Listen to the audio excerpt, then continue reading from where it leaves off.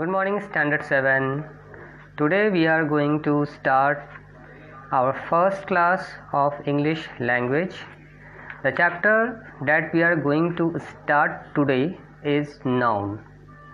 बच्चों, आज हम लोग अपने इंग्लिश लैंग्वेज क्लास का पहला क्लास स्टार्ट करने वाले हैं और इस फर्स्ट क्लास में हम लोग नाउन टॉपिक से अपने क्लास की शुरुआत करेंगे। मैं जानता हूं कि आप लोग अपने पिछले क्लास में नाउन चैप्टर को बहुत अच्छे से पढ़ रखे हैं। नाउन क्या होता है सभी बच्चे जानते हैं, इसलिए नाउन्स का एक छोटा सा मैं ओवरव्यू आपको देता हूं, एक क्विक रिकैप देता हूं। सबसे पहले डेफिनेशन से स्टार्ट करते हैं। That the nouns are the names of person, place, animal और thing. Nouns are the names of person, place, animal और thing. Like the Ganga, Patna, Mohit, lion, tiger, honesty, all these are the examples of nouns. So we all know that the noun is having, there are 5 kinds of noun. There are 5 kinds of noun: proper noun, common noun, collective noun, material noun and abstract noun. Proper noun, it refers the particular person. It tells us about the particular person, place, animal or thing. Proper noun हमें किसी खास व्यक्ति, वस्तु या स्थान के बारे में बताता है। कॉमन नाउन एक संपूर्ण जाति का बोध कराता है। कलेक्टिव नाउन एक पूरे ग्रुप का बोध करवाता है। मटेरियल नाउन्स को कॉन्क्रीट नाउन भी कहते हैं स्टूडेंट्स। कॉन्क्रीट नाउन आप समझ लिए, इस प्रकार समझिए कि कॉन्क्रीट नाउन वैसे नाउन्स होते हैं जिनको हम लोग अपने सेंसेस की मदद से फील कर सकते हैं और देख सकते हैं। जैसे कि लाइक टेबल हो गया, बुक हो गया, जो अपने हमारे 5 सेंसेस होते हैं, उन 5 सेंसेस की मदद से जिन चीज़ों को हम देखते हैं वो सारे कॉन्क्रीट नाउन या मटेरियल नाउन के अंतर्गत आते हैं। पांचवा और आखिरी है एब्स्ट्रैक्ट नाउन, यानी कि द्रव्यवाचक संज्ञा। एब्स्ट्रैक्ट नाउन क्या होता है? एब्स्ट्रैक्ट का मतलब चीज़ें जो होती है वो काल्पनिक होती हैं। लाइक जैसे चाइल्डहुड हो गया, फ्रेंडशिप हो गया, ऑनेस्टी हो गया। These are the examples of abstract noun. So ये इनके एग्जाम्पल्स हमें दिखते नहीं हैं बच्चों, इनको हम लोग फील करते हैं। जैसे ट्रूथ हो गया, ठीक है, ये सारे क्या होते हैं? फील करने की चीज़ें होती हैं। ऑनेस्टी फील करने की चीज़ें होती हैं। फ्रेंडशिप फील करने की चीज़ें होती हैं। लव फील करने की चीज़ें होती हैं। तो ये था काइंड्स ऑफ नाउन का एक क्विक ओवरव्यू, ठीक है। नाउन को उसके बाद 2 कैटेगरीज में बांटा जाता है, काउंटेबल और अनकाउंटेबल। काउंटेबल मतलब आपको पता ही है, जो गिनने योग्य, वैसी संज्ञा जिसे गिना जा सके, ठीक है। जैसे कि बैग्स हो गया, मैन हो गया, टेबल हो गया, ठीक है। The noun that can be count, that is called countable noun. Uncountable noun वैसे नाउन जिन्हें हम लोग गिन नहीं सकते हैं, लाइक वाटर, ठीक है।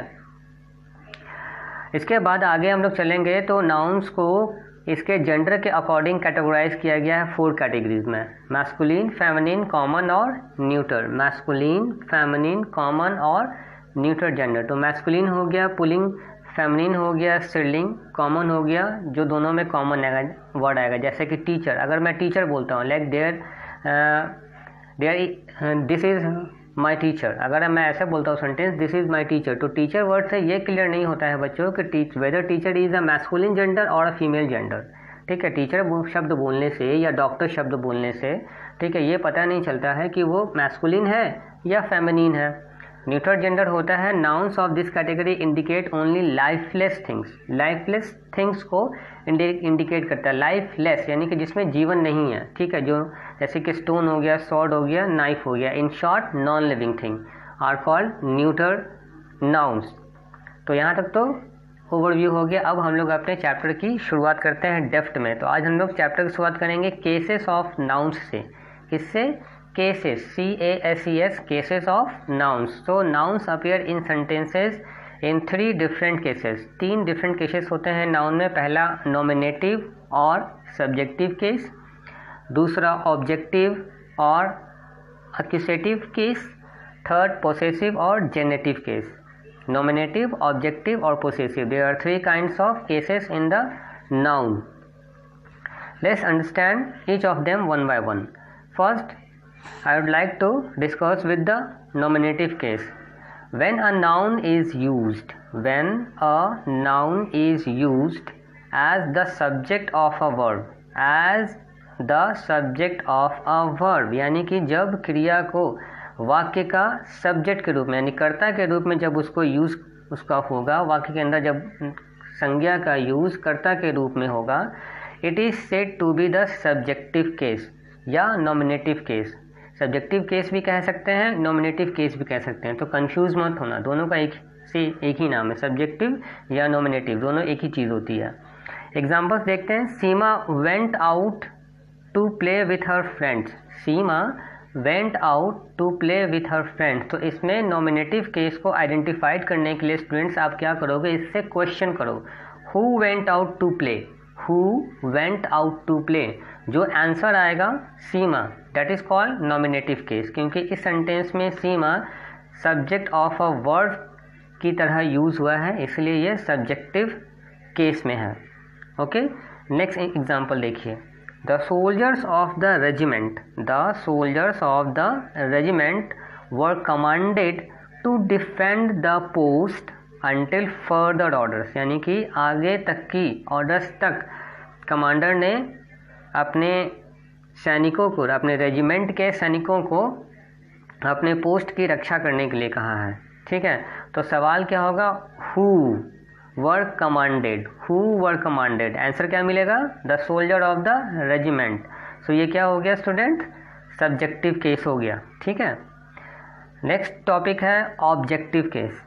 When a noun is used as the object of a verb, देखो सब नॉमिनेटिव केस वाले में या सब्जेक्टिव केस वाले में जब noun as a subject use होगा और तब वो होगा नॉमिनेटिव केस में। ऑब्जेक्टिव केस में जब object of a verb use होगा, जब नाउन जो है वो कैसे यूज़ होगा, as a object of a verb.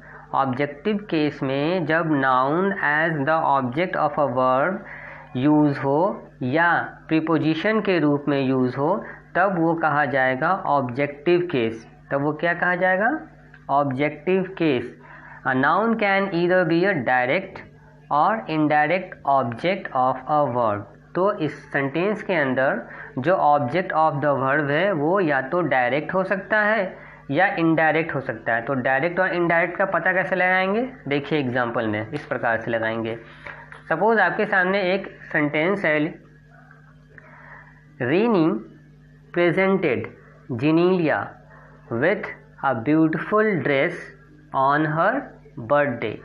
René presented Genelia with a beautiful dress on her birthday, यानी कि रीनी ने जेनीलिया को उसके जन्मदिवस पर एक खूबसूरत ड्रेस गिफ्ट किया। तो इनडायरेक्ट ऑब्जेक्ट को फाइंड करने के लिए क्वेश्चन क्या करो, रीनी ने किसे प्रेजेंट किया, तो जवाब क्या मिलेगा, जिनीलिया। तो जिनीलिया हो गया इसमें इनडायरेक्ट ऑब्जेक्ट। जिनीलिया को क्या प्रेजेंट गिफ्ट किया, a beautiful dress present gift किया, तो ये हो गया डायरेक्ट ऑब्जेक्ट। ठीक है, the director ordered pack up of the shoot at midnight. Director ने क्या ऑर्डर दिया, शूट को पैकअप करने का। शूट को क्या करने का, पैकअप करने का। तो पैकअप क्या हो गया, डायरेक्ट ऑब्जेक्ट हो गया। ठीक है, Humpty Dumpty sat on a wall, Humpty Dumpty sat on A wall. अब देखो इसमें जो हम्टी डम्टी सैट है, फिर इसमें ऑन है, ऑन क्या है, प्रीपोजिशन के साथ आया। ठीक है, तो ए वॉल इसमें क्या हो गया, ये एक ऑब्जेक्ट है। ठीक है, तीसरा और लास्ट का पॉइंट है possessive case. When a form of noun, when a form of noun shows possession, authority, origin etcetera. जब वो when a form of noun, जब संज्ञा का कोई प्रकार एक ऐसा फॉर्म जो क्या करे, पोसेशन शो करे, अथॉरिटी शो करे या ऑरिजिन शो करे, with the help of an apostrophe, ऊपर वाली कॉमा। ठीक है, अपोस्ट्रोफी एंड एस लगा हो, अपोस्ट्रोफी यानी ऊपर वाली कॉमा के साथ एस लगा हो, तब वो कहा जाएगा पोसेसिव या जेनेटिव केस में। जैसे कि Robert Frost poem are very inspirational, यानी रॉबर्ट फ्रॉस्ट की कविताएं वैसी कविताएं जो रॉबर्ट फ्रॉस्ट से संबंधित हैं। तो यहाँ पे ये आ गया, पोसेसिव केस में आ जाएगा। The president of France speech was full of humorous anecdotes, यानी फ्रांस के प्रेसिडेंट का भाषण जो था वो बहुत ही ज़्यादा प्रभावशाली था। ये था आपका नाउन का केसेस। नाउन में आज हम लोग क्या डिस्कस किए? केसेस डिस्कस किए। Nominative case, objective case, possessive case, 3 cases होते हैं। तीनों को हमने एक्सप्लेन कर दिया है। मुझे आशा है आप लोगों को एग्जाम्पल के साथ समझ में आ गया होगा। ठीक है, नहीं समझ में आएगा आप उस जो PDF फॉर्मेट में जो आपको इमेजेस दिए जा रहे हैं, बुक्स के इमेजेस दिए जा रहे हैं, उस इमेजेस में जो कंटेंट्स है उस कंटेंट को ध्यान से पढ़ें। आई एम श्योर बिल्कुल समझ में आएगा। ठीक है, इसके बाद इस एक्सरसाइज के नीचे आपको एक MCQ मिला है। MCQ आराम से बन जाएगा आप लोगों का। एक क्वेश्चन है, बहुत आसान सा क्वेश्चन है, उसके ऊपर 4 ऑप्शंस है, तो आई एम श्योर आप लोग बना लोगे।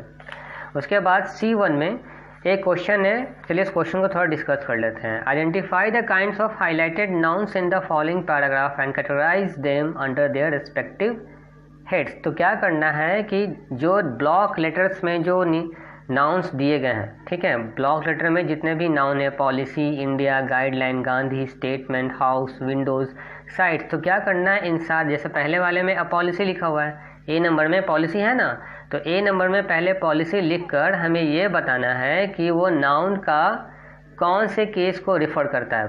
ठीक है, identify the kinds of highlighted noun, यानी कि नाउन के काइंड्स को लिखना है। पॉलिसी किस काइंड के अंतर्गत आता है? नाउन के 4 काइंड्स हम लोग पढ़े थे ना, वो किस काइंड के अंतर्गत आता है वही लिखना है इसमें, और कुछ करना नहीं है।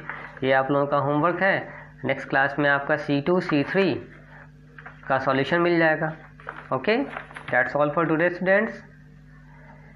B safe, keep learning and utilize your time. Okay.